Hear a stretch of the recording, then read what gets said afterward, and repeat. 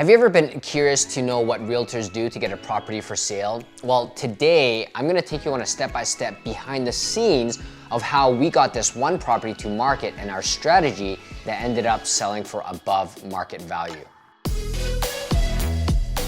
Yes, we are in a strong seller's market and anything you put up for sale will probably sell, but you can't say you cannot be strategic or tactful maximizing the sale price, which is why a for sale by owner or hiring a real estate agent that doesn't have the knowledge to navigate these environments will leave money off the table.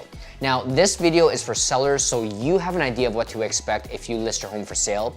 For buyers, because of the gaps and the mistakes that I see realtors making on purchase contracts, and for realtors, whether you're getting your license or you're new, or you want a competitive advantage to maximize your chances of winning in a multiple offer situation, okay? So this is my structure today. I'm gonna go through the background of the property and my client's situation, the timeline and our intentional pricing strategy. I'm gonna take you behind the scenes of our YouTube analytics and the results, the number of showings, weak versus strong offers, and of course, the sale price. Background. Now, these are clients that got their mortgage and bought the home with me back in 2013. They've outgrown the house and they want to relocate to a more desirable location for the family. February 11th. This is the day that we had our seller strategy session. So we dug deep into why they're selling, what's important to them, and I did an assessment based on their home, and I had determined that at that time, the sale price should have been around $485,000 to $499,000. Now, they did have some improvements that they were in the middle of doing, so things like painting, cleaning, and of course, decluttering. Fast forward to Sunday, March 20th, and the property is now ready. Now, it doesn't usually take this long to get a property ready, but we ran into some unexpected events. If you want to know what the typical timelines look like, then make sure you check out this video that I did here. It's the seller process, step by step. I go through all the major milestones of the selling process and the kind of timelines that you can expect in a balanced market. Being in a seller's market, things do move a lot quicker, okay? So back to my guy's situation, by now, when I reassessed the situation, this property should be selling between $500,000 and $520,000. Monday, March 21st. This is the day that we did our listing video. There's a lot of things that happen behind the scenes to be able to keep the audience engaged, people watching, and for really YouTube to push our video out to targeted people specifically looking for Calgary real estate. Here's the thing. Anyone can create video, but not everyone knows how to get views on it. And that is our competitive advantage compared to all the other realtors, who even do video. Anderson has been our videographer from day one, and it's very important to collaborate with someone who's really dug into their craft. We shot at different locations and we really tried to capture the essence of the community of Coventry Hills.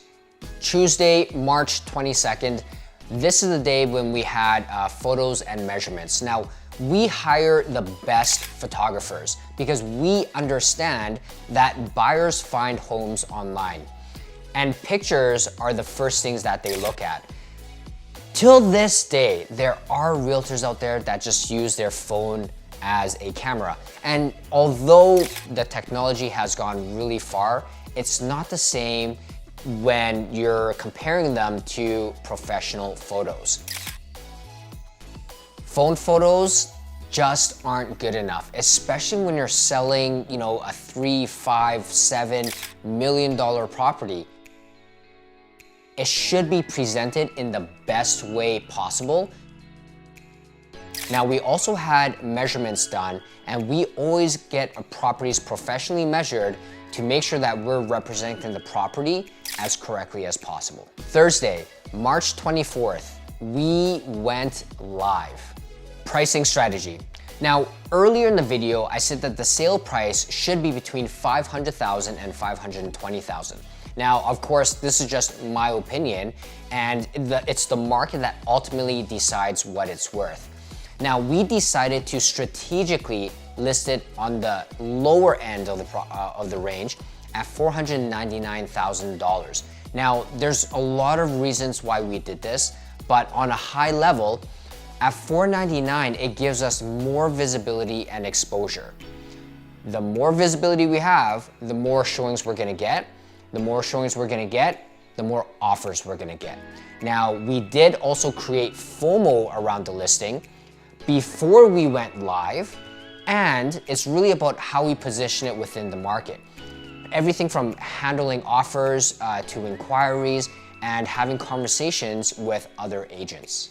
By the way, if you're a real estate agent watching this, I'm really just sharing the strategy, but if you want the tactics and the step-by-step playbook and really get access to our scripts, our systems, and everything else you need to become a six-figure agent, then make sure you check out the link below and contact me. Now, here are 3 clips, okay? The first is showing the results on day 1. The second clip is us receiving an offer, the mistakes it had, rejecting it, and why we did so. And the third is a live call with a realtor who was interested in submitting an offer. Okay, so day 1 is officially over, and here are the numbers. We had 20 showings today, all confirmed, 3 canceled, so we had a total of 17 showings. It is 9:50 p.m. on Friday, and the plan right now is to present offers on Monday night. All right, so it's Saturday at 5:30. I just received our first and only offer so far. Now, it's the only offer because in my instructions, I did say we are presenting offers on Monday. Now, most of the time, realtors will actually conform to that, which in this low inventory, high demand market, sometimes you can't conform. You can't just go with what the listing says. You always have to take control in your own hands and submit something before, because you want to try and beat the crowd before they present offers. Now, this offer was okay. It came in at $500,000, only a $10,000 deposit. In this market, based on experience, a $10,000 deposit just won't cut it. It has to be more than that, okay? And possession is normal. And the biggest mistake I always see realtors doing is, number 1, they never have the seller's full names, okay? A contract has to be between 2 parties. So for example, if they just had the last names. So for example, if the buyer was Rose, okay? How do you know if the buyer is a rose? Like the flower, like a rose flower. It sounds stupid, but there's no last name to tie it to an actual person. And I see that happen all the time. I don't know why realtors don't do that, but if your realtor does that, that's a red flag, because that's not a legal binding contract. The second biggest mistake, and this also I see happen all the time, is they never call the listing agent. They never call the listing agent to ask questions to be able to formulate a proper offer to the sellers based on their wants or needs or desires. I just blindly get an email just like now, and there's no context, there's no questions, and you're going into a blind. If you're competing with multiple offers, and keep in mind, so far we've had, I don't know, at least 25 showings so far, day 2, right? How are you gonna have that competitive advantage if you don't ask questions, if you don't do your due diligence in a way that puts yourself, or if you're a realtor, your clients in the best position possible? You simply can't. You're just gonna be another offer another number, and you have to compete on price because you don't know anything about the seller situation, which puts you at a disadvantage. Anyway, long story short, decent offer, but it's not good enough.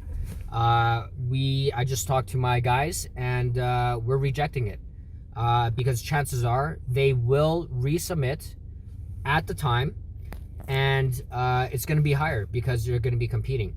If you're submitting an offer before the presentation time, it has to be good enough and it has to be irresistible for the sellers to take it. And this one came in basically at list price. It's not going to cut it at all. Okay, so it is Sunday, and I just got a text from a realtor who is interested in writing an offer. I'm gonna take you guys on a live call on this, okay? Here we go.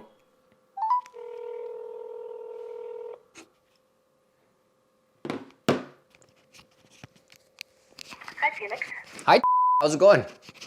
Good, and you? Good, and yeah, thanks for asking. Good. So on your property on 258 Coventry, it's not pending sold yet, right? No, it's still available. Oh, okay. And have you received any offers on it yet? We received one, but we rejected it. Okay. And so you don't have an offer with a buyer that you were working with personally either, right? No, I don't. Okay, perfect. Is there a preferred possession date that they would like? Because we're going to put in an offer here. We just want to try to match what they would like. Yeah, of course. Mid-May is what I've been told. This realtor was great because she asked me if there was anything else that would be good for the sellers, to which I responded, just give you a little bit of insight on the last offer and why we rejected it. Obviously, we've implemented a specific pricing strategy to make sure that we have the best outcome as possible. And so our plan was to present offers tomorrow night on Monday. And so if they were to accept anything that is going to skip the line for everyone else, it just has to be an irresistible offer. And so the offer that came in the other day, it just didn't really cut it. And you know, our valuation, we do believe that you know, it should sell north of 500K, and we purposely priced it the way it was for specific reasons. Okay. Yeah, that totally makes sense to me. Perfect. And thank you so much. Okay, Bye-bye. thanks, bye. All right. So this realtor is great. I set the expectations that, hey, we rejected one, and if we were to accept one, it has to be an irresistible offer, because for them to skip the line, you gotta pay up, because there's an opportunity cost to that. March 25th, we launched our YouTube channel. So this is the back end of our YouTube channel showing the analytics for our video. Now, in the 4 days, we added a lot of visibility to our listing to get almost 800 views. And this is all organic. So YouTube's algorithm pushed our video out to everyone who had an interest in Calgary real estate. So this was very targeted to a specific demographics. That is 800 more eyes than what most other real estate agents do, which is really just post it on Realtor.ca.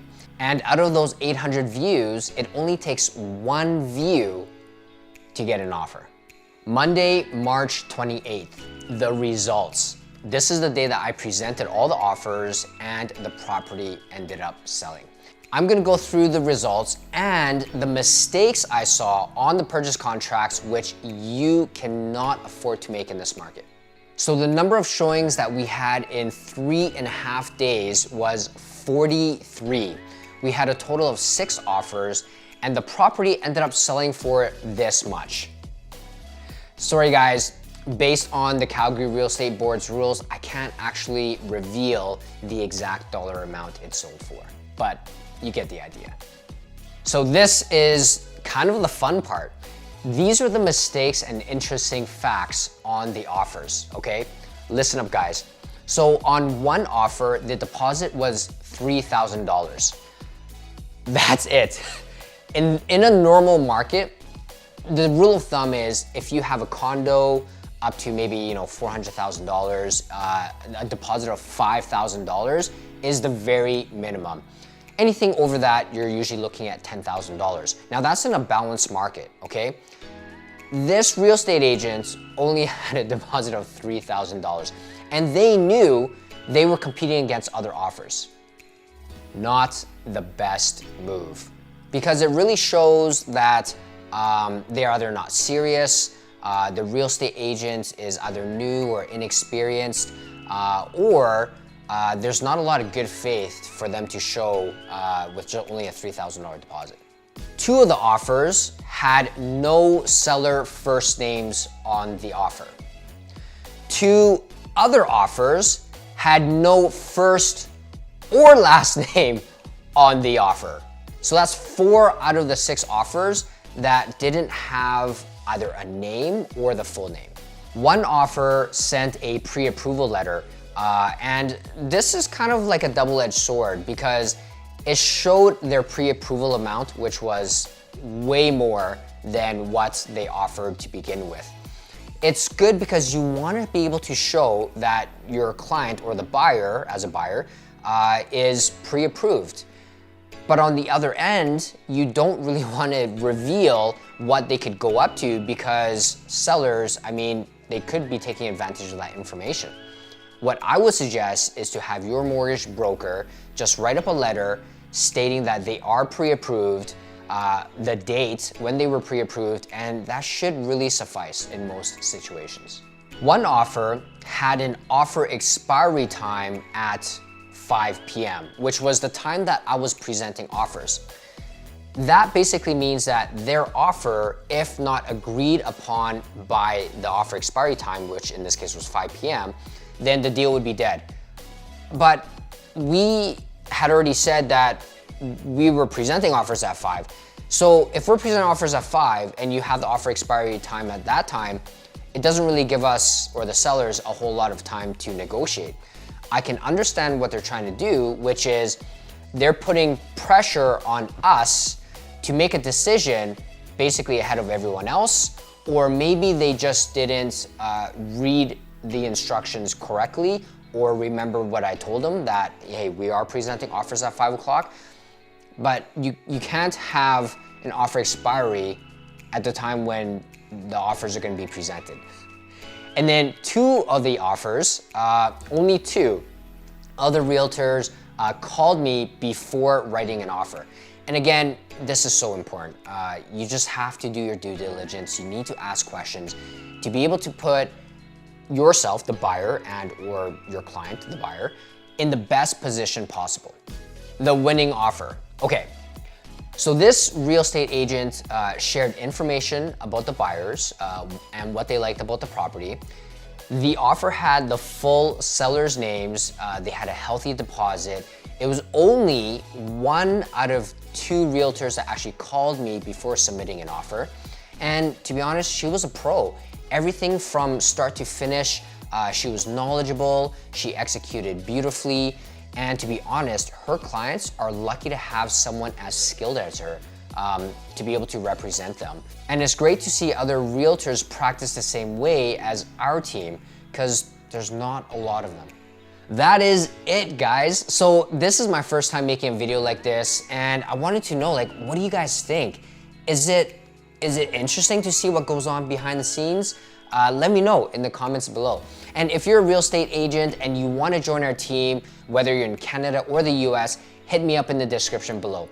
I love nerding about these types of things, so really hope that you guys have enjoyed this. We would love your support by hitting the like button, and feel free to subscribe if you like more videos and content like this. And of course, the notification bell so you know when our next video comes out. My name is Felix Chan, Calgary Realtor and Mortgage Broker with the LiveInnerCity Real Estate Team, helping you keep real estate simple, and we'll see you next time.